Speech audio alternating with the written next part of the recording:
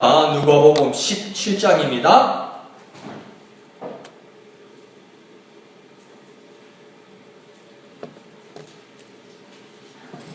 누가복음 17장 22절에서 37절까지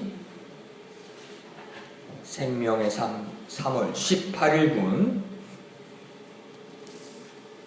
22절부터 다같이 한음성으로 읽겠습니다. 시작! 또 제자들에게 이르시되 때가 이르리니 너희가 인자의 날 하루를 보고자 하되 보지 못하리라. 사람이 너희에게 말하되 보라 저기 있다 보라 여기 있다 하리라. 그러나 너희는 가지도 말고 따르지도 말라. 번개가 하늘 아래 이쪽에서 번쩍이어 하늘 아래 저쪽까지 비침같이 인자도 자기 날에 그러하리라. 그러나 그가 먼저 많은 고난을 받으며 이 세대에게 버림받아야 할지니라. 노아의 때에 된 것과 같이 인자의 때에도 그러하리라. 노아가 방주에 들어가던 날까지 사람들이 먹고 마시고 장가들고 시집가더니 홍수가 나서 그들을 다 멸망시켰으며 또 롯의 때와 같으리니 사람들이 먹고 마시고 사고 팔고 심고 집을 짓더니 롯이 소돔에서 나가던 날에 하늘로부터 불과 유황이 비오듯 하여 그들을 멸망시켰느니라. 인자가 나타나는 날에도 이러하리라. 그날에 만일 사람이 지붕 위에 있고 그의 세간이 그 집 안에 있으면 그것을 가지러 내려가지 말 것이요 밭에 있는 자도 그와 같이 뒤로 돌이키지 말 것이니라. 롯의 철을 기억하라. 무릇 자기 목숨을 보존하고자 하는 자는 잃을 것이요 잃는 자는 살리라. 내가 너희에게 이르노니 그 밤에 둘이 한 자리에 누워 있음에 하나는 데려감을 얻고 하나는 버려둠을 당할 것이요 두 여자가 함께 맷돌을 갈고 있음에 하나는 데려감을 얻고 하나는 버려둠을 당할 것이니라. 그들이 대답하여 이르되 주여 어디오니까? 이르시되 죽음이 있는 곳에는 독수리가 모이느니라 하시니라. 아멘. 이제 누가복음 거의 후반부로 이렇게 가면서 주님께서 예루살렘 성으로 이제 입성하시기 이제 조금 있으면 될 거고, 그러면서 주님의 마지막을 이렇게 정리하는 주님의 사역을, 이 세상에서의 공적인 사역을 마지막으로 정리하는 그 시간을 갖게 됩니다. 그러면서 제자들도 그렇고 사람들도 그렇고 또 주님도 그렇고 이 마지막 때에 대해서 또 정리해 주시기를 원합니다. 근데 이게 사람들이 많은 오해들이 있어 왔죠. 그 오해들에 대해서 주님께서 또 정리해 주시고 있습니다. 잘못된 것은 교정하게 되고 또 원래의 모습대로 돌아가는 겁니다. 그러니까 교정된 것이 이때까지 생각한 것이 잘못되었다고 말할 수 있지만 처음 출발 하나님께서 주신 말씀은 맞았는데 지내오면서 우리가 이렇게 왜곡되게 또 틀어지게 또 잘못 생각하는 게 있다는 거죠. 그 부분에서 주님이 고쳐줄 때 우리 입장에서 보면 이때까지 알았던 그 원래 알았던 것이 잘못되었구나 이렇게 생각할 수도 있는데 주님의 입장, 하나님의 입장에서는 뭐냐면 원래로 이렇게 원래 자리로 이렇게 되돌려 놓는 거하고 똑같은 겁니다. 그러니까 원래 그 뜻이었다고 말하는 거하고 똑같은 겁니다. 그러니까 원래 자리로 돌아가는 겁니다. 그러니까 뭐 여러 가지 이야기겠습니다. 뭐가 맞네, 아니네, 뭐 그게 또 뭐 교회 안에서 정리가 되지도 않기도 해요. 뭐 천주교와 기독교는 완전 결별한 거냐, 그럼 완전 적이냐, 그러면 어디는 지옥 가고 어디는 천국 가냐, 막 이거 가지고 막 어디는 완전 극단적으로 뭐 막 몰아세우기도 하고 어떤 데는 또 뭐 그렇게까지는 아니다 이렇게 말하기도 해요. 그런데 또 우리 입장에서 보면 뭡니까? 프로테스탄트라고 이야기죠. 개신교, 그러니까 이 종교 개혁에 대해서 있던 이 기독교 요쪽을 그 프로테스탄트라고 이야기하잖아요. 이 말은 뭐냐면 그 천주교에서 로만 카톨릭에서 잘못된 부분에서 나왔다는 거 그렇게 보는 입장이죠. 역사학자의 입장에서 그렇게 보고 천주교에서도 그렇게 보죠. 그런데 종교개혁자적인 입장과 또 특별히 또 우리 침례교인의 입장에서는 뭐냐면 가던 길이 잘못되어서 다른 길로 나갔다는 게 아니고 원래 이 자리라는 겁니다. 원래가 이 자리에서 다른 자리를 찾아갔다는 겁니다. 이게. 그러니까 저쪽에 어떤 구교의 근본적인 모습이 잘못되었기 때문에 우리가 다른 길로 간다는 뜻이 아니라, 그건 이제 역사학자들이나 천주교인들의 입장에서 보는 거죠. 나쁘게 말해보면 엇나갔다는 거죠. 근데 우리 입장에서는 이렇게 프로테스탄트로서 나갔다는 게 아니에요. 사실은 뭡니까? 다른 자리를 찾았다는 거죠. 원래 이 자리였다는 거죠. 그러니까 예수님도 마지막 때에 대해서 이야기할 때 그런 뜻으로 말씀하는 겁니다. 이때까지 너희가 본류에서 좀 많이 벗어났다. 하나님의 뜻에 대해서. 그래서 그걸 바로잡는다는 겁니다. 근데 유대인들 입장에서는 뭡니까? 이게 이단이죠. 그리스도교가 이단이 되는 거죠. 자기가 본류라고 착각이 되는 거예요. 다 자기 중심으로 보는 거죠. 그러니까 우리가 각자의 생각들을 가질 수는 있는데 우리가 하나가 될 수 있는 거 보면 하나님 입장으로 자꾸 가려고 할 때 그게 하나가 되는 겁니다. 내가 생각할 때 이건 아닌데 내가 생각할 때 이건 맞는데 그렇게 생각할 수 있는데 남한테 강요하면 안 돼요. 그리고 강요할 수는 없지만 우리가 결국은 하나 되어야 될 때는 뭡니까? 내 입장에서 이게 맞다 그러다 이렇게 말하는 것이 아니라 하나님의 입장, 하나님의 눈, 하나님의 마음은 무엇일까 이러고 모두 때 하나가 되는 거예요. 그러니까 또 심지어 막 고집이 센 사람 보면 어떡하냐면 내가 결정한 하나님, 내가 정의한 하나님, 내가 결정 내리고 내가 뜻을 세운 정의한 그 하나님의 입장으로 모이라고 그런다고요.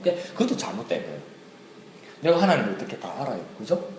그래서 오늘 본문에서도 보면 22절에 보면 예수님께서는 어떤 날을 표현하냐면 인자의 날이라고 이야기합니다. 이 인자의 날이란 말은 뭐냐면 사람의 아들, 곧 사람으로 오신 하나님의 아들, 그 사람 하나님의 아들께서 마지막으로 정리하는 그 인자의 날이라고 이야기할 수도 있고, 그래서 인자의 날이 하여튼 어떤 끝을 맺는 것 같은 그런 의미를 말하는 거죠. 근데 왜 이 인자의 날이라는 말을 예수님께서 쓰시게 되냐면 인자는 예수님 자신을 말하게 되는 거죠. 그런데 이 날, 어떤 날, 인자의 날이라고 말하는 것은 사실은 구약의 선지서에서 이미 많이 하던 이야기입니다. 그때 선지서에서는 뭐라고 하냐면 여호와의 날, 또 그 날, 또 뭐 재앙의 날, 회복의 날, 이래서 어떤 종결점, 마침점을 찍는 그 날들을 많이 예언들을 했죠. 그래서 그 전통을 이어서 예수님께서는 뭐라고 말하냐면 인자의 날이다 이렇게 이야기하는 겁니다. 근데 그 인자의 날에 대해서도 이제 이 말을 가지고 우리가 어떻게 받아들이냐에 따라 여러 가지를 생각하고 있는데 교회에서도 그 인자의 날이 언제냐? 재림의 때를 말하는 것이다. 어떤 사람은 천년왕국의 시기를 말하는 것이다. 어떤 때는 백보자의 심판을 말하는 것이다. 이러면서 막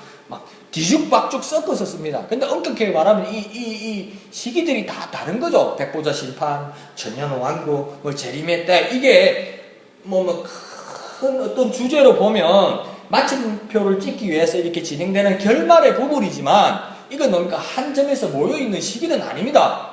한 큰 범위 안에 드는 거죠. 예수님이 다시 오시는 때, 그리고 천년왕국이 시작되는 것, 또 엄격하게 말하면 환란의 때, 그걸 반을 나누고, 그 다 시기가 다 다른 거예요. 그 백보자 심판, 이런 게 다 다른데, 백보자란 말도 없죠. 우리가 만든 거죠. 넓 크고 흰보자가 있으니까 한자로 써서 백보자 이렇게 된 거죠. 그렇다고 굳이 틀린 말은 아니죠. 근데 이걸 뒤죽박죽 섞어서 쓰기도 합니다. 그게 정확하게 우리가 선을 그을 수가 없거든요.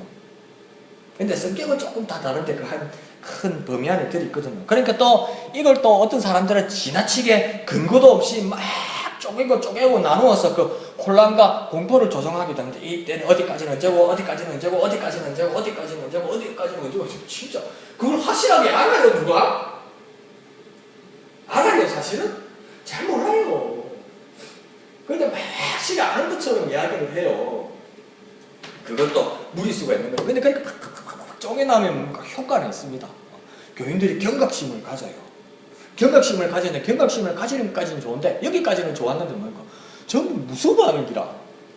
그날 말씀을 듣고 막 하고 나면 이제 주님 오실 날을 준비해야 되겠다고 하는 거 같고 어느 때쯤까지 왔다는 것까지 막 감을 잡으면서 밤에 막 악몽을 꾸고 난리가 났는 기라. 은혜 받아가 막 기뻐해야 되는데 막 무섭는 기라. 그것도 문제지요.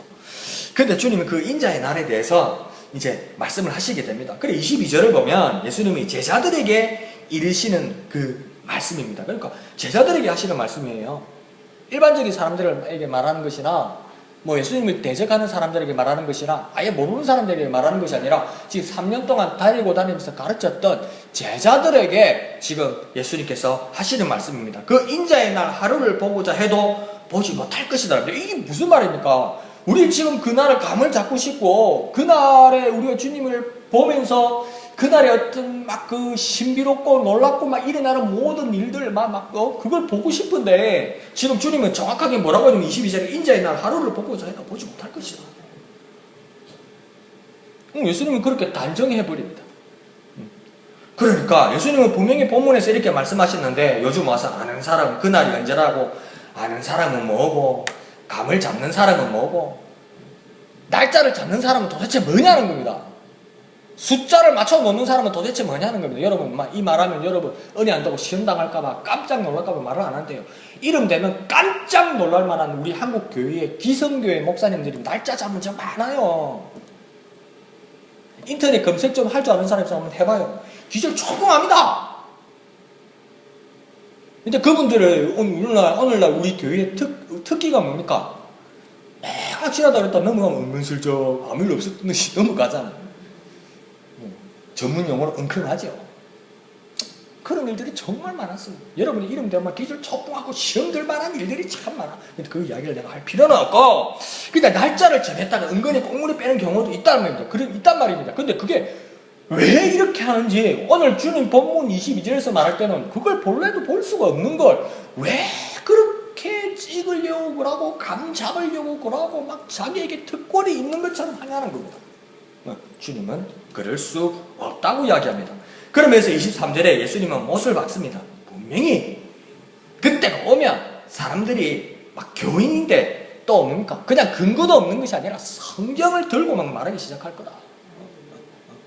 보라 여기 있다, 보라 저기 있다 막 말할 거다. 근데 막 어떤 사람이 막 성경을 두고 어디 몇 장 몇 절에 이게 있다고 막 성경을 펴가지고 막 줄치라 그러면 교인들은 눈 덩그래가지고 엄마야 맞네 이렇게 될 거다라는 거죠. 그러면서 다 따라갈 거라는 겁니다.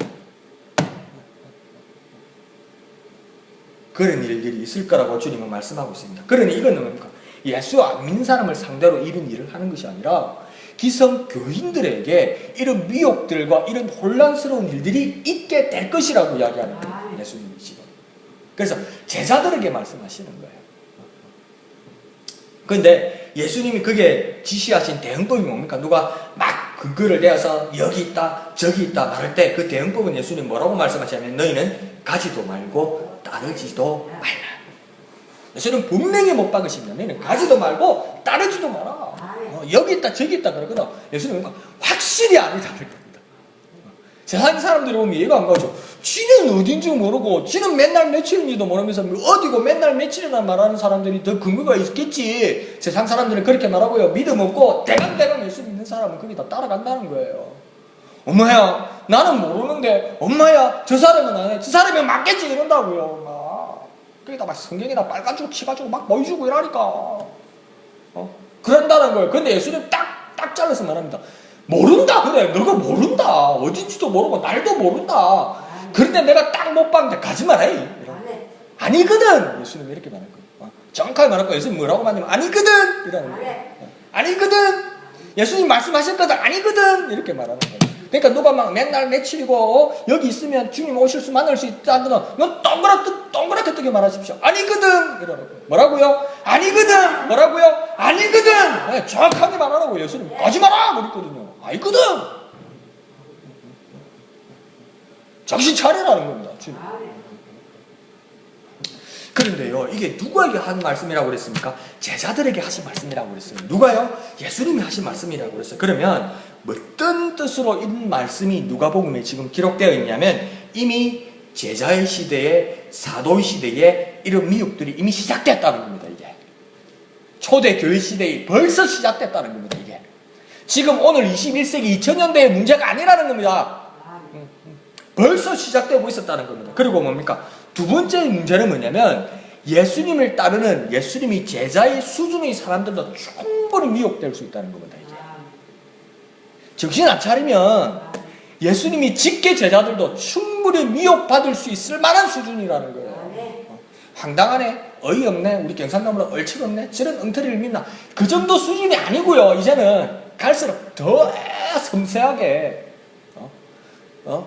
자꾸 촌말을 쓰고 일본말을 쓰네. 막 자꾸 각고를 딱 짜갖고 왁고를 딱 짜가지고 막 충분히 넘어갈 수 있도록 제자의 수준인 사람에게도 미혹할 수 있을 정도의 수준에 나온다는 거예요.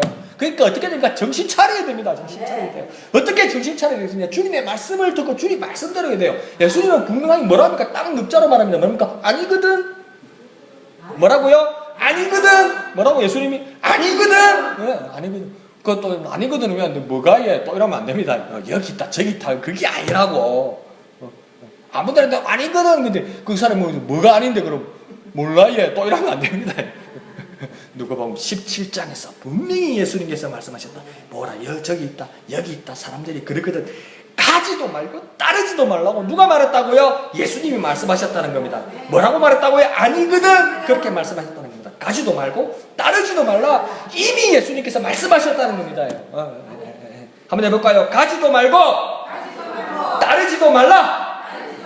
가지도 말고 따르지도 말라.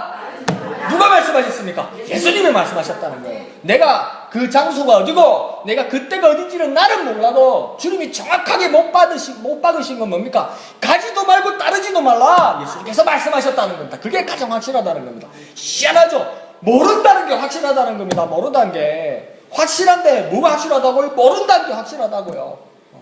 이거 절대 함정에 빠지거나 있어서는 안 됩니다. 깨어있는 저와 여러분 되시길 부탁드립니다. 그러면서 24절에 인자의 임함이 뭐와 같다고 예수님 말씀하시냐면 번개와 같다 이렇게 말합니다. 이 번개와 같다는 겁니까? 번져!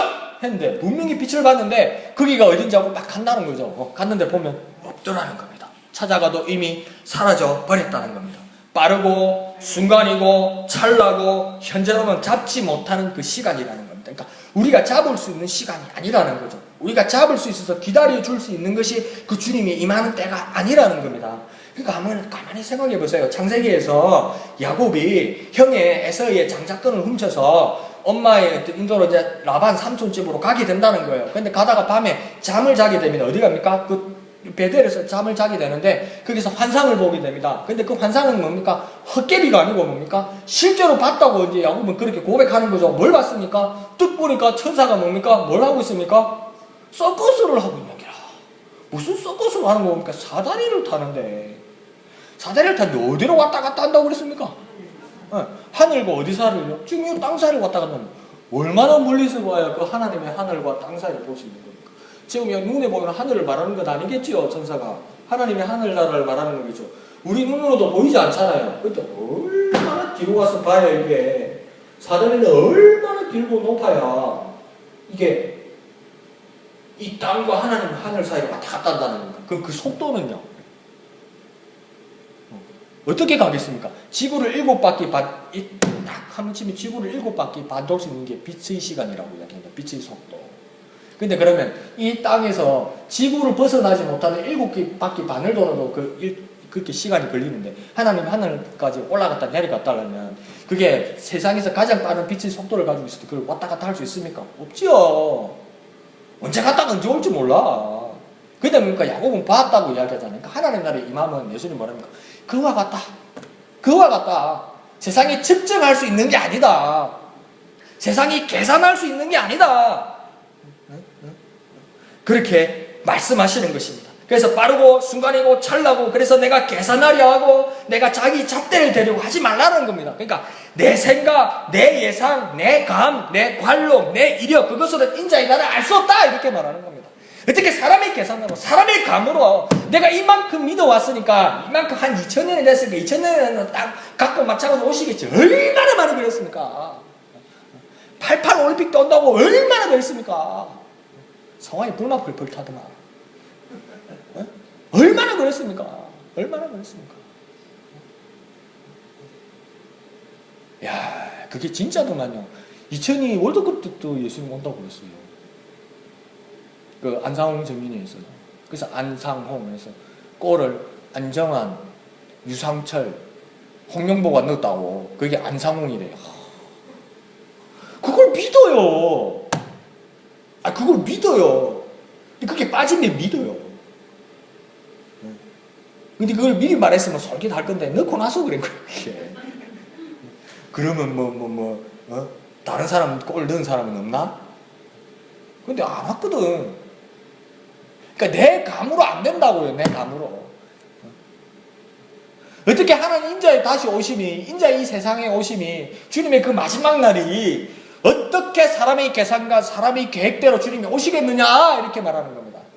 그거는 있을 수 없는 일이라고 이야기합니다. 그러면서 주님께서 그러면 아무것도 아니다, 없다 그렇게 말하는 것이 아니라 그 인자가 오는 것에, 인자가 오시는 날, 주님께서 다시 오시고 세상을 심판하시는 그날은 단계가 있을 것이다, 이렇게 말하는 것입니다. 그래서 첫 번째 단계가 25절에 나타나는 겁니다. 그래서 첫 번째 단계는 뭐냐면, 어떻게 말하면 예수님의 공생애와 성도의 그 고난의 시대라고 우리가 간단하게 한번 또 정해 볼 수 있습니다. 그래서 25절에 보면 뭐라고 이야기하냐면, 그러나 그가 먼저 많은 고난을 받으며 이 세대에 버림바 되어야 할지니라. 그래서 이 그가가 누구인지에 대해서 여러 가지 이야기를 합니다. 근데 첫 번째 그는 누구냐면 예수님이라고, 인자이신 예수님이라고 볼 수 있고요. 또 어떤 사람들은 뭐냐면 교회 시대의 성도라고 말할 수 있는 겁니다. 그러니까 그가 예수님일 수 있고, 또 그가 뭡니까? 이 교회 시대에 고난받는 성도라고 말할 수 있다는 겁니다. 그러면 첫 번째 예수님으로 보게 되면, 그가 이 세상에 와서 많은 고난을 받아야 된다고 이야기하는 건 뭐냐면, 주님이 먼저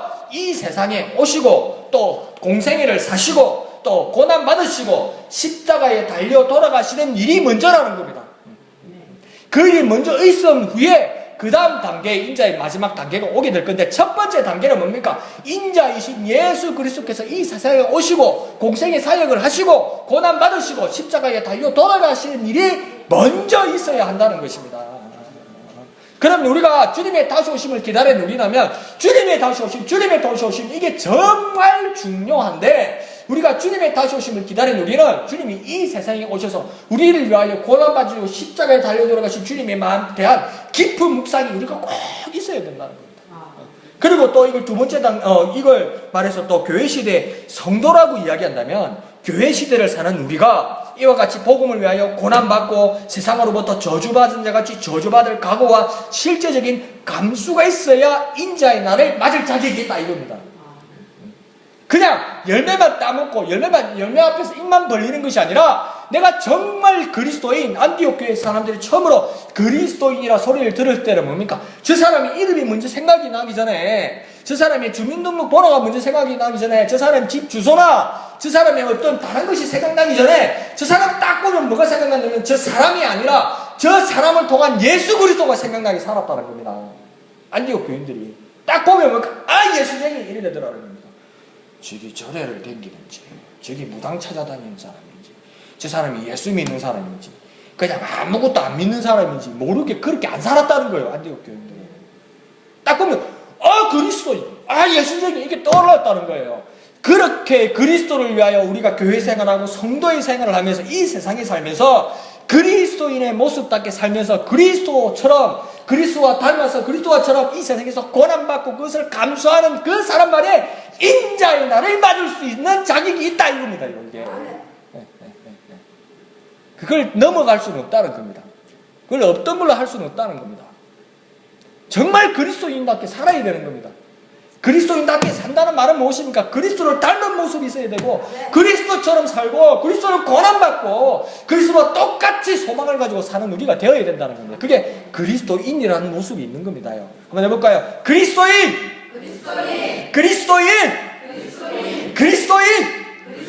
예, 그러니까 누가 조롱해도 좋고 욕해도 좋고 칭찬해도 좋고 좀 그리스도인 이 소리 듣고 살아야 돼요. 우리가 그리스도인, 저 사람 그리스도인, 저 사람 예수쟁이, 진짜 예수 삐었다, 그 소리 듣고 살아야 우리가 인자의 날을 맞을 수 있습니다. 맞을 수 있습니다. 지금 예수쟁인지 아닌지 모르고 살면, 회식 가면 술 먹고 친구 만나면 담배 피고, 남 옆에가 핫도 치고,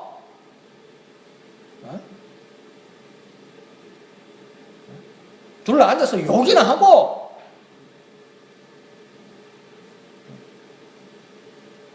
그리스도의 모습이 아니죠. 그리스도의 모습으로 살아가는 저와 여러분 되시길 부탁드립니다. 한번 해볼까요?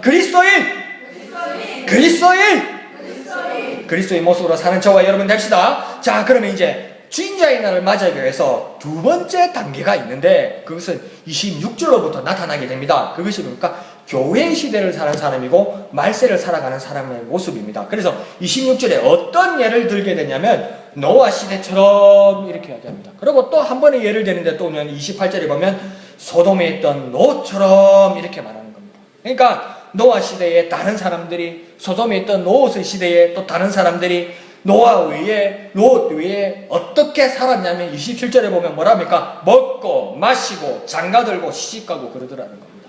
28절에 롯 시대의 사람들은 뭐합니까? 먹고 마시고 사고 팔고 심고 집을 짓는 것에 집착하면서 온갖 몸과 마음과 정신과 영혼이 팔려 있더라는 거예요. 이제 야, 섬진한 거예요. 섬뜩하지 않습니까? 나는 분명히 목양교회 교원이고 나는 하나님의 자녀라고 믿고 있는데 내 마음이, 내 정신이, 내 생각이, 내 관심이 어디가 있냐는 겁니다.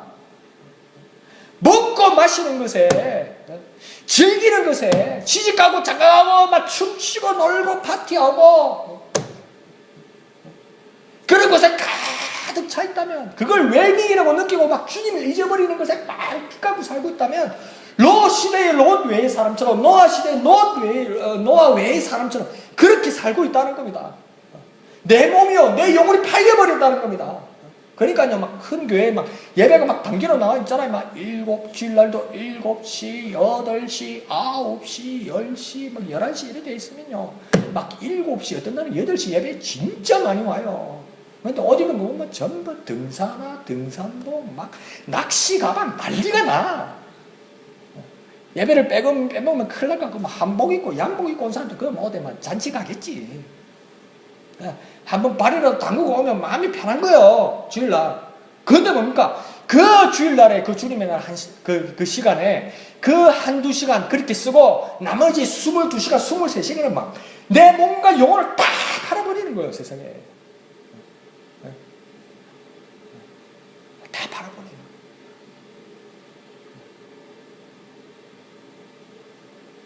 슬프죠. 슬프죠.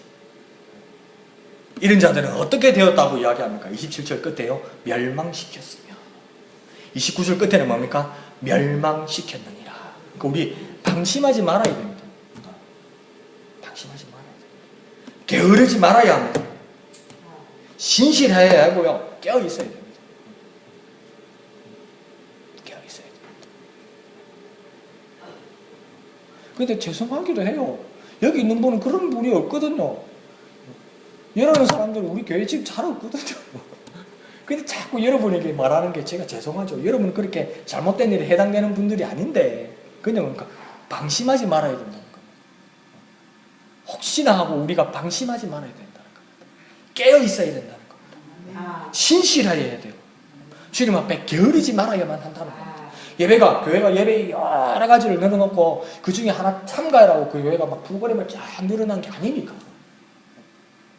우리가 이곳에서 주님 앞에 신실하고 부지런해야만 한다는 거죠.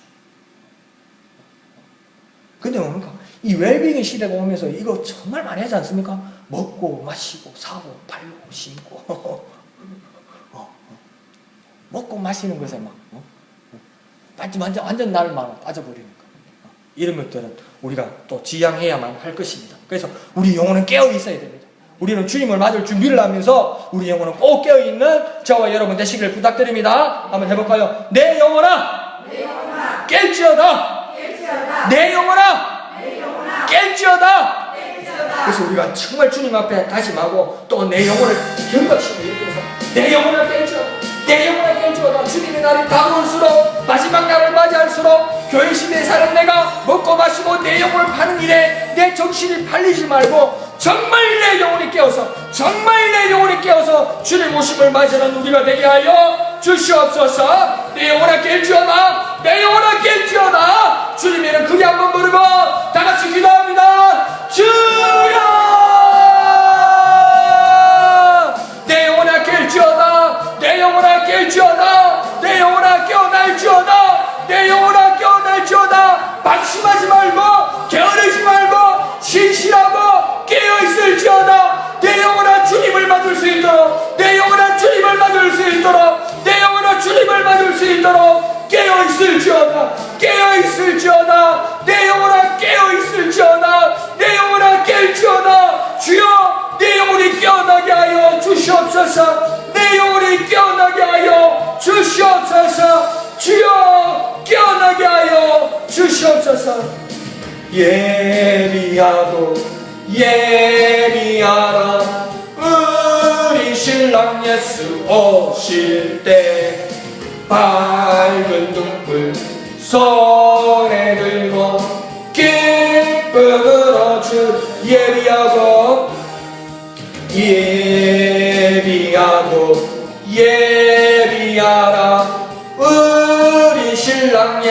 오실 때 밝은 등불 손에 들고 기쁨으로 주를 맞겠네. 거룩하신 아버지 하나님, 은혜를 감사드립니다. 하나님, 우리의 삶만은 오직 그리스도인다운 삶을 살아갈 수 있도록 도와주시옵소서. 세상 사람들이 우리를 바라보고 이웃들이 우리를 바라볼지라도, 우리의 이름은 잊어버릴지라도, 저 그리스도인, 저 사람 모습에서 나타나는 예수 그리스도, 그런 삶을 살아갈 수 있도록 주여 역사하여 주시옵소서. 세상은 먹고 마시고 장가들고 시집가고 사고 팔고 심고 집을 짓는 일에 몸과 마음과 정신과 영혼을 팔지라도 우리는 깨어서, 우리 영혼은 깨어서 주님을 바라보는 우리가 되게 은혜 베풀어 주시옵소서. 날마다 내 자신을 바라보며 내 영혼아 깰지어다, 내 영혼아 깰지어다, 그렇게 불러낼 수 있는 우리가 되게 은혜 베풀어 주시옵소서. 모든 것을 감사드리며 거룩하신 예수님의 이름으로 간절히 기도합나이다. 아멘. 그러니까 오늘 26절에 노아 시대처럼 28절에 소돔에 있던 롯처럼 이렇게 말하지만, 노아 시대에는 보면 두 가지 설이 있는데요. 성경에 정확하게 그 수치를 말 안 하지만 추정할 수 있는 건 두 가지입니다. 노아가 산에서 방주를 만들 때가 70년에서 80년 아니면 120년 지었습니다. 방주를요. 80년 아니면 120년을 지었어요. 우리 한 1, 2년 지다가 뭐랬어? 안 오는 것 같다, 내가 헛개비를 들었는 것 같다, 그러지 않겠어요? 그 사람들 얼마나 속을지 있겠어요.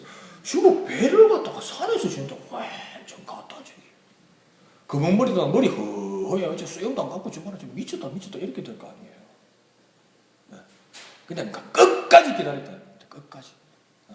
의심하지 않고 노하는 거죠. 롯도 무엇입니까? 아브라함과 그 가족들과 결별하고 나서 이 소돔과 고모라에서 가족들과 모든 주민 이웃 사람들이 타락하게 되는데, 그 아브라함의 그 증거를 듣고 천사가 그 롯을 찾아갔을 때 소돔과 고모라에서 창세기를 자세히 보면 어떻게 됐습니까? 롯이 먹고 즐기고 있지 않았어요.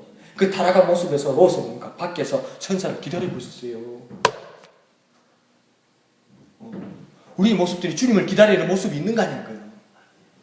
아무리 이제까지 우리의 모습들이 하나님을 떠나고 하나님을 멀리 하실지라도 마지막 때가 다가올수록 롯처럼 더 어려움과 고난이 있을수록 주님을 기다리는 모습이 있냐는 겁니다. 그 모습이 우리에게 필요한 겁니다. 필요한 겁니다. 필요한 겁니다. 필요한 겁니다. 시간이 흐를수록 세상에 우리는 정말 이렇게 막 이질적이 될 거예요. 이질적이 될 거예요. 이상하다. 신사적인 사람 이상하다 우리 보고 그럴 거고, 그냥 적극적인 사람은 제 정신이 아니네 그럴 거라고요. 그때 우리가 흔들리지 말고 주님을 바라봐야 된다는 거죠. 왜? 우리 영혼이 깨어야만 주님을 바라볼 수 있습니다. 그렇게 나아가는 저와 여러분 되시길 부탁드립니다.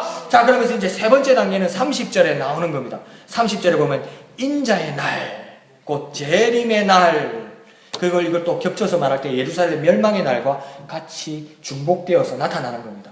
근본적으로 말하면 인자의 날, 주님이 다시 오시는 날이지만 복음서들을 같이 보면 주후 70년, 그러니까 예수님 하늘로 승천하시고 한 40년 후에 그 당시에 서기 70년에 로마에 의해서 예루살렘이 멸망하게 됩니다. 그러니까 예수님께서 이 예언을 하시는 겁니다. 그때에 예루살렘이 로마에 멸망할 그 날과 주님의 다시 오실 날을 이렇게 겹쳐서 말씀하는 겁니다. 그러니까 이게 이거다 저거다 이렇게 말해버리면 하나는 맞고 하나는 틀리게 돼요. 근데 주님의 말씀은 무엇입니까? 한 가지로 말씀하시는데 그래서 여러 역사적인 사실과 주님의 다시 오실 그 일들에 대해서 겹쳐서 말하게 되는 겁니다. 그러니까 고급 시계일수록, 고급 이렇게 손목 시계일수록 뭡니까? 그 배터리를 안 넣고 어떻게 합니까? 그 태엽으로 이렇게 돌아가는데 그 고급 시계일수록 보면 그 톱니들이 엄청나게 안에 많이 들어있죠. 한두 가지가 아니고. 근데 이게 맞물려서 크고 작고 앞과 뒤에가 있는 수십 개의 그 톱니들이 이렇게 돌아가면서 시간이 돌아가잖아요. 이게 시계가 이렇게 돌아가는 것처럼 하나 가지고 돌아가는 게 아니라고요. 시계가, 그죠? 그와 마찬가지로 하나님께서 어떤 주님의 뜻을 따라 영감을 따라 어떤 말씀을 하실 때 그것은 한 가지 뜻말을 말하는 것이 아니라 하나를 끌어당겨서 말씀하실 때 여러 가지 사건을 겹쳐서 한 가지로 말씀하신다는 거. 그건 뭡니까? 하나님의 능력이죠. 한 가지 말씀을 던지시는데 그것이 여러 사건들로 모든 사건들을 같이 말한다는 거죠. 그러니까 오늘은 또 단편적으로 뭡니까? 두 가지가 같이 올라온다는 겁니다. 이제 임하시는 그 마지막 때와 더불어 무엇입니까? 먼저 서기 70년에 예루살렘이 로마에서 멸망할 것을 말한다는 거예요. 그러니까 당시에 그 당시에 있던 이스라엘 사람들, 지금 예수님의 그 당시에 말씀을 들었던 사람들은 뭡니까? 의심하는 사람도 있고 믿지 않는 사람도 있을 거예요. 예수님이 말해도 안 믿어요. 안 믿는 사람이 있어요. 그러니까 뭡니까? 그 예수님께서 비유하실 때 나사로와 부자의 비유를 예수님께서 말씀하실 때 나사로는 뭡니까? 그 아브라함의 품에 있게 되고 부자는 죽어 장사되어서 불꽃 가운데, 무조건 불꽃 가운데 있는데 부자의 소원이 두 가지가 처음에 뭐였습니까? 나에게 나사로를 명어서 물 한 모금에게 한 방울 내게 적셔 주십시오. 구름이 있어서, 큰 구름이 있어서 너가 나 사이에 못 간다. 아브라함이 그렇게 이야기하지 않으니까 그럼 한 가지만 더 들어주십시오. 뭡니까? 내 형제, 친척들에게 가서 내 이 상황을 말하고 여기 들어오지 않도록 하나님의 뜻을 숨길 수 있도록 말해주십시오. 이러잖아요. 그러면 나사로를 보내달라고 그러잖아요. 그때 아브라함이 뭐라고 이야기합니까? 많은 선지들이 이미 있다. 그를 통해서 듣지 않았으면 나사로가 간다고 안 듣는다는 거예요. 죽었던 자가 다시 살아와서 내가 아브라함 품에 있다가 내가 하나님의 낙원에 있다가 내가 왔는데 너희 부자, 너희 주인도 보았고 너희 친척도 보았고 내가 이 소리를 듣고 내가 너희 전한다고 믿을 것 같냐는 거예요. 안 믿는다는 거예요. 안 믿기로 작정한 사람은 안 믿어요. 믿기로 작정한 사람은 믿게 되지만 안 믿기로 작정한 사람도 정말 안 믿어요. 그러니까 주님께서 지금 이 말씀을 하실 때도 뭡니까? 내가 세상에 다시 올 거라고 이 세상을 심판하고 하나님 나라를 늘 이끌 거라고 말할 때 믿음을 가지고 주님을 바라보는 사람은 믿지만 듣고 어디 거짓말하면 이런 사람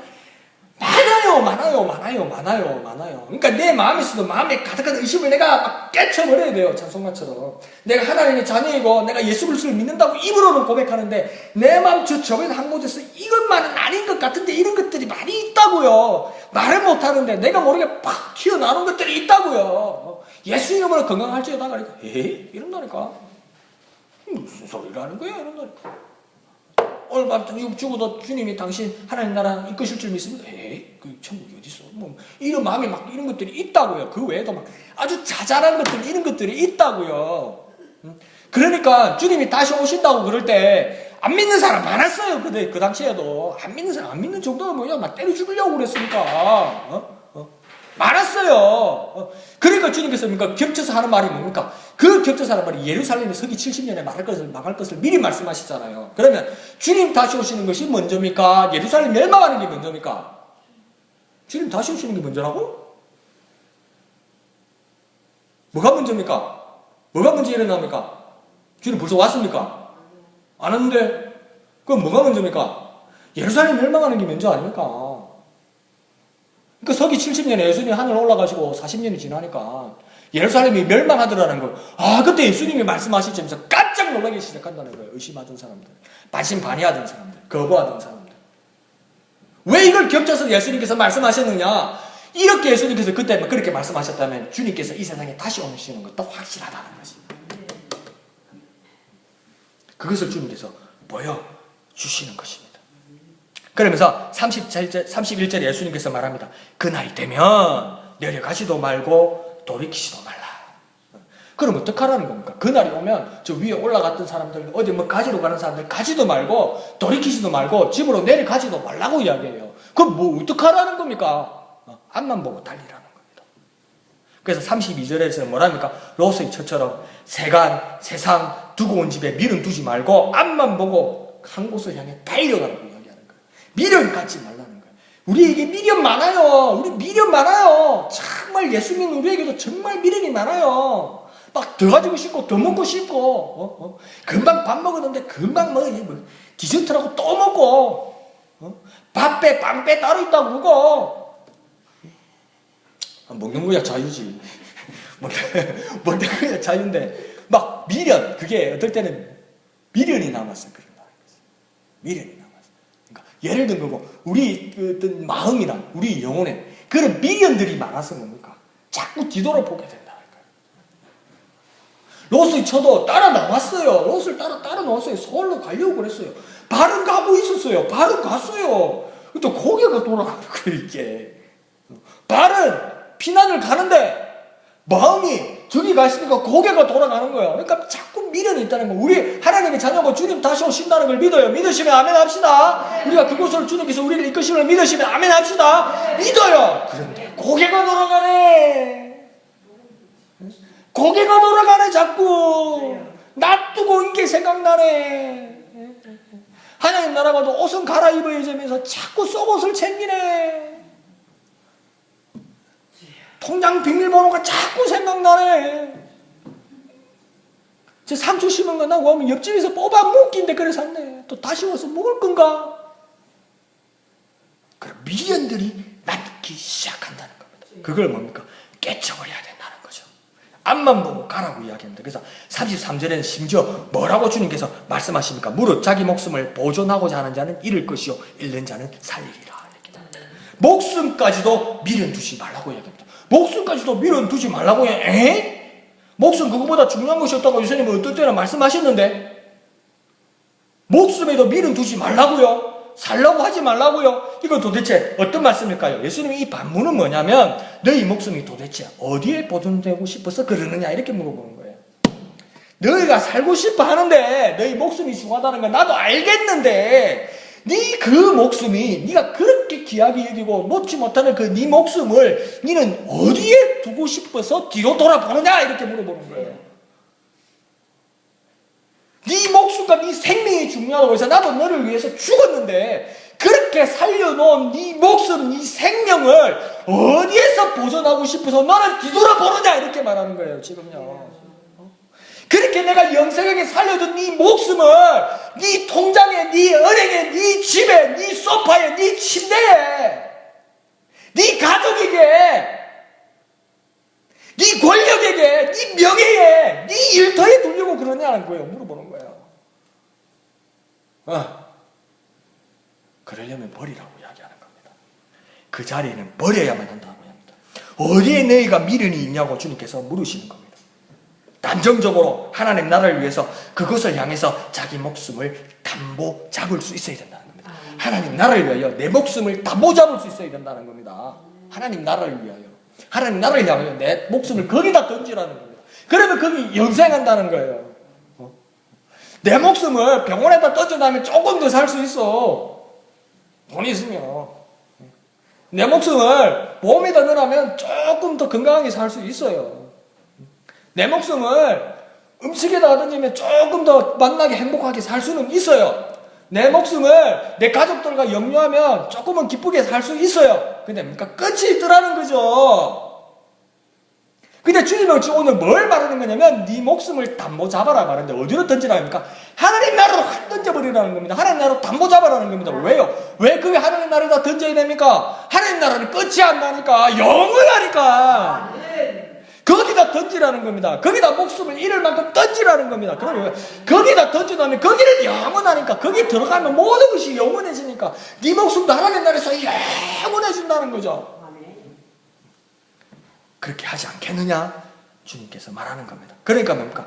내려가지도 말고 돌이키지도 말고 하나님 나라만 향해 가라는 겁니다. 하나님 나라만 향해 내 목숨을 담보 잡으라는 겁니다. 하나님 나라를 향해 내 모든 것을 던지라는 겁니다. 미련 갖지 말라는 겁니다. 돌아보지 말라는 겁니다. 그래서 주님께서 우리의 가장 소망된 말을 하는 거죠.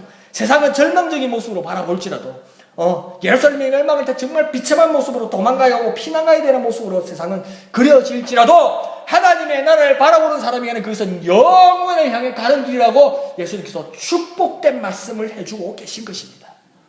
그러므로 우리는 어떻게 살아야 되겠습니까? 내려가지도 말아야 되고 돌이키지도 말아야 되고 미련도 두지 말아야 되고 하나님 나라만을 향해 가야만 하는 것입니다. 한번 해볼까요? 내려가지 말자. 돌이키지 말자. 하나님 나라만 바라보자. 하나님 나라만 바라보자. 내려가지 말자. 돌이키지 말자. 하나님 나라만 바라보자. 지금 결단하게 하여 주옵소서. 하나님 나도 모르게 내 고개가 돌아가고 나도 모르게 내 마음이 저쪽으로 향할 때가 있습니다. 하나님 어떻게 보면 나도 옷의 천처럼 밀어둘 수 있습니다. 그러나 내 목숨을 저 영원한 하나님 나라를 향하여 담보 잡을 수 있도록 주님 나를 돌이켜 주시옵소서. 주님 내게 역사하여 주시옵소서. 하나님 나라만 바라보게 하여 주시옵소서. 하나님 나라만 바라보게 하여 주시옵소서. 주님 이름 크게 한번 부르고 다같이 기도합니다. 주여 하나님 나라만 바라보게 하여 주시옵소서. 하나님 나라만 바라보게 하여 주시옵소서. 하나님 나라만 바라보게 하여 주시옵소서. 하나님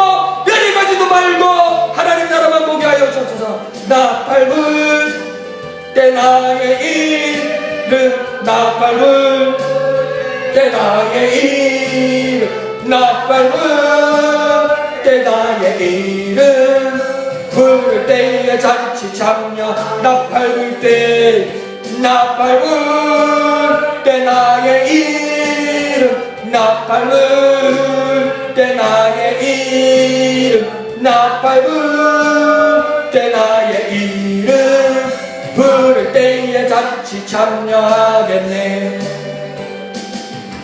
거룩하신 아버지 하나님 은혜를 감사합니다. 하나님 우리의 미련들을 이겨내게 하여 주시옵소서. 우리의 의심들을 깨쳐내게 하여 주시옵소서. 내려가지도 말고 돌이키지도 말고 오직 하나님 나라만 바라보게 하여 주시옵소서. 우리의 목숨마저도 영원하신 하나님 나라의 담보 잡는 우리가 되게 하여 주옵소서. 우리의 목숨이 영원하신 하나님 나라에 담겨질 때 영원하신 하나님과 영생하는 것임을 깨닫게 하시고 잊지 말게 하시고 항상 기억하게 하여 주옵소서. 우리의 생명은 영원하신 하나님 나라, 우리의 생명은 영원하신 하나님 나라, 그 하나님 나라를 향하게 역사하여 주시옵소서. 우리를 이끌어 주시옵소서. 우리를 인도하여 주시옵소서. 항상 깨닫게 하여 주시옵소서. 잊지 않게 하여 주옵소서. 기억하게 역사하여 주시옵소서. 모든 것을 감사드리며 거룩하신 예수님의 이름으로 간절히 기도하옵나이다. 아멘. 자, 그러면서 예수님께서 이제 더 상세하게 그날에 일어날 일들에 대해서 묘사하기 시작합니다. 그것이 34절로부터 시작됩니다. 두 사람이 한 이불을 덮고 잡니다. 그런데 뭡니까? 데려감을 당하는 사람이 있고 버려둠을 당하는 사람이 있다, 이렇게 말합니다. 그러니까 한 이불을 덮었다면 아주 각별한 사이라는 거예요. 한 이불을 덮고 자기가 참 어렵잖아요. 열 많은 사람이 있고 주의 많이 타는 사람이 있고 코 고는 사람이 있고 이 가는 사람이 있고 일찍 자는 사람이 있고 늦게 자는 사람이 있고 새벽에 꼭 깨는 사람이 있고 꼭 중간에 가서 화장실 물 내려야 되는 사람이 있고, 근데 그것을 다 감내하고 한 입을 듣고 잘만한 사람이면 얼마나 각별하고 얼마나 가까운 사람이겠습니까? 함께하고 정말 하나가 된 사람 아니겠습니까? 그래서 정말 이 사람과 나는 떨어질 수 없는 사람이라고 생각했을 거예요. 그런데 뭡니까? 한 사람은 데려감을 당하고 한 사람은 그대로 버려둠을 당하게 될 것이라고 그럽니다. 언제요? 그날이에요. 그날이에요. 그리고 35절에는 뭡니까? 두 여자가 큰 맷돌 손잡이를 잡고 돌리게 될 거라는 겁니다. 맷돌이 너무 커서 두 사람이서 잡고 돌린다는 거. 이 손잡이는 뭐라고 합니까? 어처구니라고 합니다. 이 맷돌 손잡이를 어처구니. 어른들 다 알죠, 그죠? 맷돌 손잡이가 뭐라고요? 어처구니입니다. 어처구니. 그래서 야, 어이가 없네, 어처구니가 없네, 이런 거 보니까 맷돌을 못 돌릴 정도로 황당하다 이 말입니다, 이게. 그러니까 이 두 여인이 일을 하면서 이 맷돌을 열심히 돌린 거. 그러니까 이 맷돌을 둘이서 돌린다는 거니까 얼마나 둘이 호흡이 잘 맞는 겁니까, 그죠? 호흡이 잘 맞아. 이거 안 맞으면 그러니까 콩도 제대로 안 넣고 막 빈을 돌리면 힘만 들고, 그리고 누구는 왼쪽으로 지는 오른쪽으로 가고 이러면 갈리지도 않고 힘만 들고, 누구는 돌리는데 누구는 힘 빼고 있고 이러면 그러니까 내만 대고 이거 아닙니까, 이게 둘이서 돌리는데. 근데 그러니까 둘이 호흡이 맞아가지고 같이 촥 돌리니까 막 곡식들이 촥 그렇게 갈려 나오다는 거. 얼마나 막 호흡이 맞아서 신나고 막 서로가 흡족하겠어요. 이렇게 돌리고 있는데 정말 어처구니가 없는 일이 일어나는 건가. 한 사람은 그대로고 한 사람이 없어졌네. 그런 일들이 그날에 있을 것이다. 그러니까 여전히 남아있는 사람이 있고 또 들린 사람이 있는 그 상황이 있게 될 것이다. 뭡니까? 사람들이 갈리게 될 것이다, 이 말입니다. 갈리게 될 것이다. 그런데 우리 생각에는 뭡니까? 같이 할 것 같고 영원히 함께 할 거라고 여겼던 사람들, 동지들, 지체들, 가족들에 대해서 주님의 판단은 다릅니다. 그러니까 내 생각에는, 내 판단에는 이 사람과 내가 영원할 거라고 생각하고 우리와 한 지체가 될 사람이라고 생각했을 건데 주님의 생각은 다릅니다. 그러니까 내 판단과 주님의 생각은 다릅니다. 다릅니다. 내 판단과 인정보다 하나님의 법, 주님의 판단이 결정짓는 겁니다. 결정이 나는 것은 내 예상이 아닙니다. 결정이 나는 것은 내가 가지고 있는 신내림이 아닙니다요. 우리의 결정이 나는 것은 하나님의 판단이고 하나님의 결정입니다. 그걸 적극적으로 신뢰하는 자에게 주님의 은혜가 있는 거지. 그것을 맞춰가지고 쏙 들어가는 게 그게 은혜가 아니라고요. 제발 좀, 제발 좀, 제발 좀. 하나님의 결정입니다. 하나님의 결정. 주님의 판단입니다. 그것을 의지하고 신뢰하는 사람에게만 은혜가 내려지는 거예요. 그러니까 내 판단과 내 인정보다도 하나님의 법, 주님의 판단이 결정짓는 겁니다. 해볼까요? 하나님의 법과 주님의 판단이 결정짓는다. 하나님의 법과 주님의 판단이 결정짓는다. 내 건 아니라는 겁니다. 내가 판단하는 건 아니라는 겁니다. 그래서 그 주님을 적극적으로 신뢰하고 의지하는 저와 여러분 되시길 부탁드립니다. 자, 근데 37절에 보면 또 누가 질문을 하게 됩니다. 30절에 뭐랍니까? 그들이 대답하여 이르되 주여 어디 오니까? 또 어디냐고 물어봅니다. 실컷 설명하는데, 실컷 가르쳐줬는데, 침이 말하더라고. 막 양가에 막 급을 물다 실컷 설명했는데, 선생님 몇 페이지입니까? 이거 하고 똑같은 거예요. 지금 수업 종칠 때 딱 끝나가는데, 선생님 몇 페이지입니까? 그게 이라는 거. 뭐라고 그래야 됩니까 이거? 이거 어째야 됩니까 이거? 근데 우리가 그랬더라는 거죠. 근데 여기서 질문하는 사람은 예수님께서 제자들에게 말했으니까 분명히 제자들 중에 한 사람입니다. 예수님이 정말 아끼고 그래도 똑똑하다고 불러놨던 사람 중에 한 사람입니다. 그러니까 한편으로는 답답하면서 한편으로는 위로가 돼. 아이고 뭐 제자들도 그러는데 뭐 내야 뭐 오죽하겠나 뭐 그런 생각이 들기도 합니다. 그런데 또다시 질문합니다. 어딥니까? 이거 진짜 안 믿기로 내가 확신해온 것 이상으로 한 발자국도 안 나가게 되도록 막 다짐한 믿음 같습니다. 그런 믿음 같습니다. 내가 믿은 것 이상으로는 안 믿는다. 아무리 만만 입이 닳도록 입에 단내가 나도록 가르치도 내가 확신한 거 외에는 아무리 당신 고생하는 건 알겠는데 예수님 고생하고 막 열정을 가지는 건 알겠는데 나는 아닙니다. 나는 이런 사람이 있다는 겁니다. 어디 예수님 제자 중에 있다는 거야 이게. 그러니까 우리가 소망이 있습니다. 나도 소망이 있고 억수로 그 예수 안 믿는 그 사람도 소망이 있습니다. 그러니까 헬리 나온이란 그 주님의 종은 뭐라고 그랬냐면 그 사람들은 열심히 설명을 했는데 눈을 똑바로 뜨고 못 믿겠다고 아니라고 그러더래요. 근데 헬리 나온은 그렇게 선한 사람인 줄 알았는데 성질이 나는 거예요. 책에 그렇게 기록되어 있어요. 그렇게 안 믿으시면 어디 하늘나라에서 주사기를 가지고 거기다 확 넣어줬으면 좋겠다 그러는 거예요. 하도 안 믿으니까. 머리에다가 주사를 가지고 약을 확 넣어주고 믿으려나. 그 정도로 막 그런 상황이 있다는 거예요. 그러니까 예수님도 뭡니까? 그렇게 말했는데 어디입니까?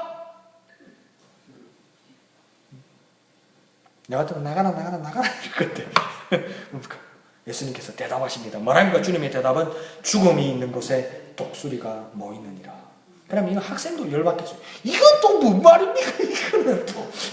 이거는 주님도 약올리면 이거는 또 뭔 말입니까? 이건 이 죽음이란 말은 뭡니까? 시체를 말하는 거지. 시체가 있는 곳에 뭡니까? 독수리가 모인다는 말은 뭐냐면 이 시체들이 있는 곳에 독수리가 모인다. 그러니까 독수리의 먹이들이 모였다는 겁니까? 썩은 시체들, 죽은 시체들, 이것을 찾아다니는 것이 뭡니까? 독수리들이라는 겁니다. 그러니까 이 말이 여러 가지 뜻으로 학자들이 말하더라고요.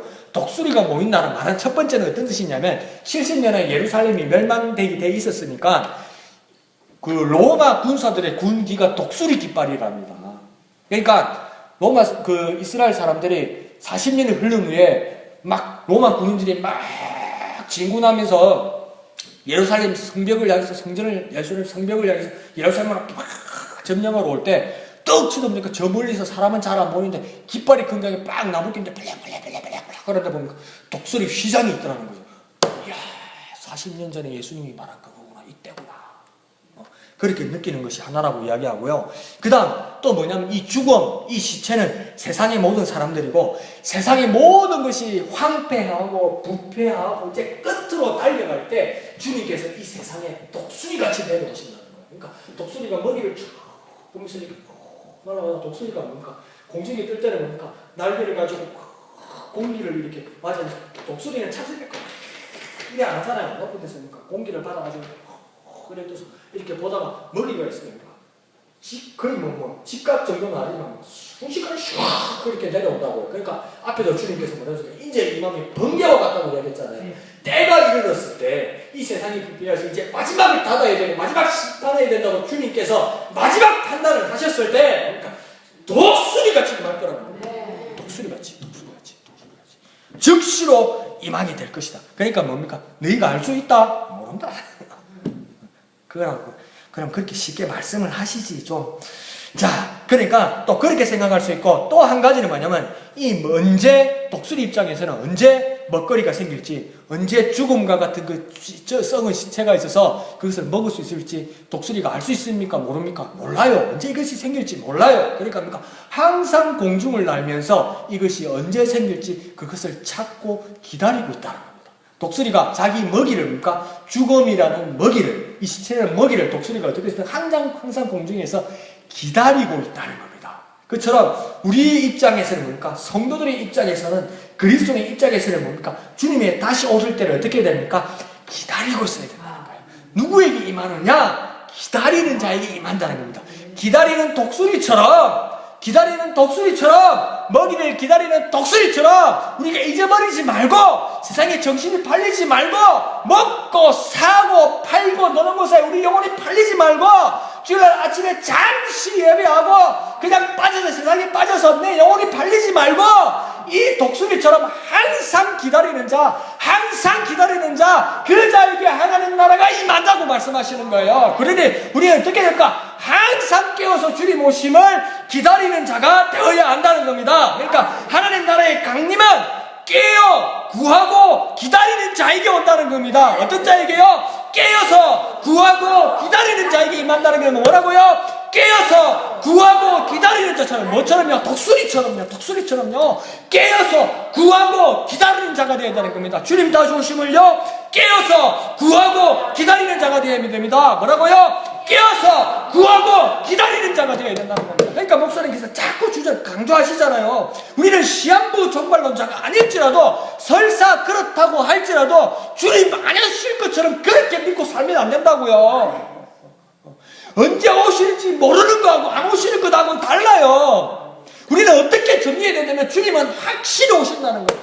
언제인지는 모르겠는데 우리 믿음은 어디다 두어야 되냐면 확실히 오신다고요. 어떻게 해요? 확실히 오신다고요. 뭐라고요? 확실히 오신다고요. 언제라고 말하는 사람에게 뭐라고 대답하라고요? 아니거든. 그렇지만 주님은 안 오시는 게 아니라 확실히 오신다고요. 근데 어떤 자에게 오시는 겁니까? 깨어서 구하고 기다리는 자에게 온다는 겁니다. 독수리처럼 깨어서 구하고 기다리는 자에게 오신다는 겁니다. 그 주님을 맞이하는 저와 여러분 되시기를 예수님 이름으로 축원드립니다. 찬송하실 때에 176장 언제 주님 다시 오실는지 아는 이가 없으니 찬송하신 후에 주님 우리도 독수리처럼 깨어서 구하고 주님 오심을 기다리는 우리가 되게 하여 주시옵소서 이렇게 기도하겠습니다. 176장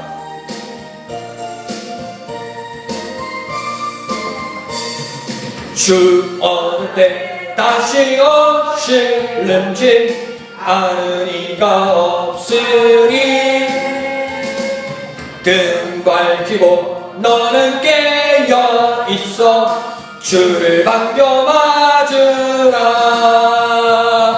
주 안에서 우리 몸과 마음이 깨끗하게 되어서 주 예수님 다시 오실 때에 모두 기쁨으로 맞으라. 주 오늘에 다시 오신다면 부끄러움 없을까? 잘하였다 주님 칭찬하며 우리 맞아주실까? 주 안에서 우리 몸과 마음이 깨끗하게 되어서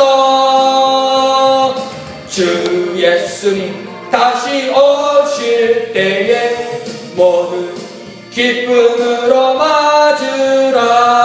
주 예수님 맡겨주신 일에 모두 충성 다했나.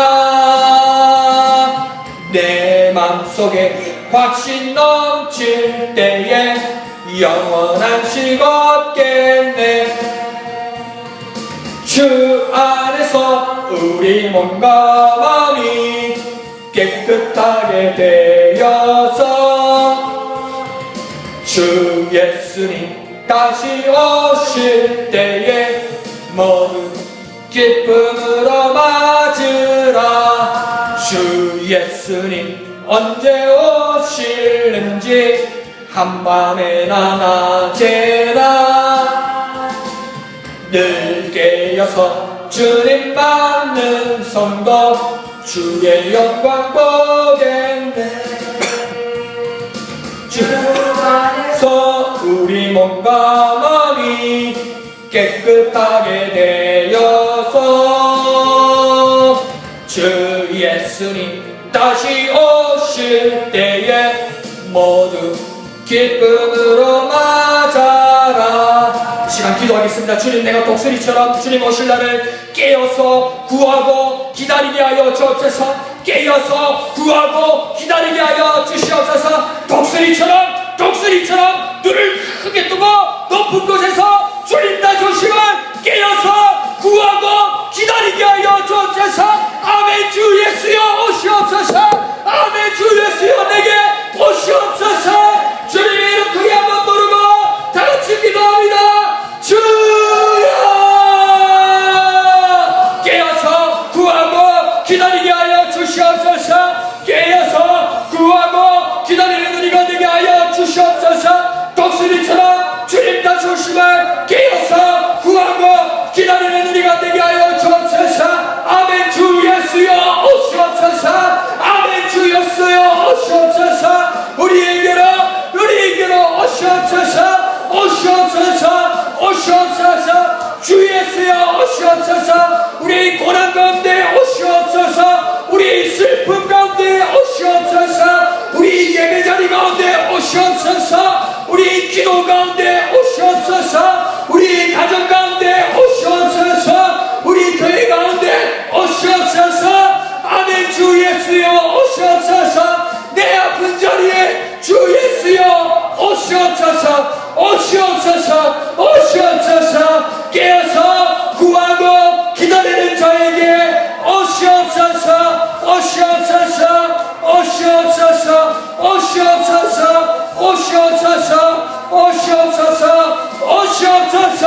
아멘. 주 예수여. 아멘. 주 예수여. 아멘. 주 예수여 오시옵소서. 주 안에서 우리 몸과 마음이 깨끗하게 되어서 주 예수님 다시 오실 때에 모두 기쁨으로 주 안에서 우리 몸과 마음이 깨끗하게 되어서 주 예수님 다시 오실 때에 모두 기쁨으로 맞으라. 거룩하신 아버지 하나님, 은혜를 감사합니다. 우리의 모습들이 독수리처럼 깨어서 구하고 기다리는 우리가 되게 하여 주시옵소서. 사고 팔고 먹고 마시고 세상의 시각 가운데서 마음과 정신과 몸과 영혼이 팔려가고 있는 모든 세상들을 등기로 하고 우리의 미련과 의심들을 모두 깨쳐버리고 주님 오심을 기대하는 우리가 되게 하여 주시옵소서. 아멘. 주 예수여 오시옵소서. 아멘. 주 예수여 오시옵소서. 내 아픔의 자리에 지금 오시옵소서. 내 고통의 자리에 오시옵소서. 우리 예배의 자리에 오시옵소서. 기도하는 가운데 오시옵소서. 찬양 드리는 가운데 오시옵소서. 우리 가정과 우리의 일터와 우리 교회 가운데 아멘. 주 예수여 오시옵소서. 기대하고 기다리는 우리가 되게 역사하여 주시옵소서. 모든 것을 감사드리며 거룩하신 예수님의 이름으로 간절히 기도합나이다. 아멘. 하늘에 계신 우리 아버지의 이름을 거룩하게 하시며 아버지의 나라가 오게 하시며 아버지의 뜻이 하늘에서와 같이 땅에서도 이루어지게 하소서. 오늘 우리에게 일용할 양식을 주시고 우리가 우리에게 잘못한 사람을 용서하여 준 것 같이 우리 죄를 용서하여 주시고 우리를 시험에 빠지지 않게 하시고 악에서 구하소서. 나라와 권능과 영광이 영원히 아버지의 것입니다. 아멘. 주여 오시옵소서. 주여 오시옵소서. 독수리처럼 깨어서 구하고 기다리는 우리가 되게 하여 주옵소서. 주님 다시 오심을 깨어서 구하고 기다리는 우리가 될 수 있도록 주여 역사하여 주시옵소서. 주여 역사하여 주시옵소서. 주여 오시옵소서. 주여 우리에게 오시옵소서. 주여 우리에게 오시옵소서. 오시옵소서. 주여 오시옵소서. 주님을 고대합니다. 주님을 기다립니다. 깨어서 구하고 기다리는 우리에게 주여 오시옵소서.